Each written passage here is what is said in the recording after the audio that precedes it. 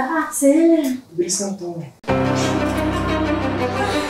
Ano ka ba? Nasa public place tayo. Nakagigil ka kasi. Ang isang relasyon ay hindi libog lang. Nag-e-enjoy ka naman ah. Alam mo anak, kung may balak kayong gawin, please, do it in private naman. Or magpakasal na kaya kayo. Huwag lang yung gawin kung saan-saan. Gusto ko lang mag-relax ngayon, babe. Relax ka lang. Saglit lang to.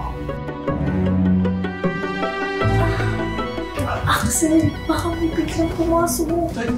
Oh shit! Akala ko po kasi wala ng tao. Ba't di ka kasi kumakato? Pasensya na, pero bawal din po kasi ang ginagawa nyo. Kahit nasan tayo, parang gusto mo lagi sex. Eh, sino ba yung laging sexy ang damit kapag nagkikita tayo? Ang pagpapasexy ko ay hindi para sa'yo o para kanino. Baka kailangan mo na magpa-psychiatrist o sex therapist. Ano yung sabihin? Baliwa ko? Advice lang para, hindi naman kasi sa sex lang umiikot ang relasyon. Pakinggan mo rin siya, yung feelings niya.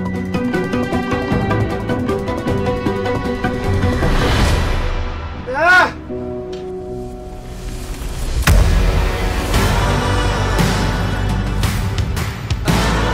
Sorry miss, sorry. Ako nga pala si Axel. Nika.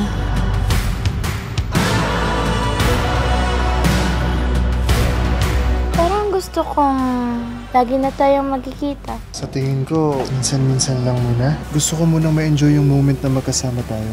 Axel, kamusta? Athena, si Nika nga pala, girlfriend ko. Masaya ako kita ulit. Oo, sige. Kita na lang tayo. Sundin kita, ha?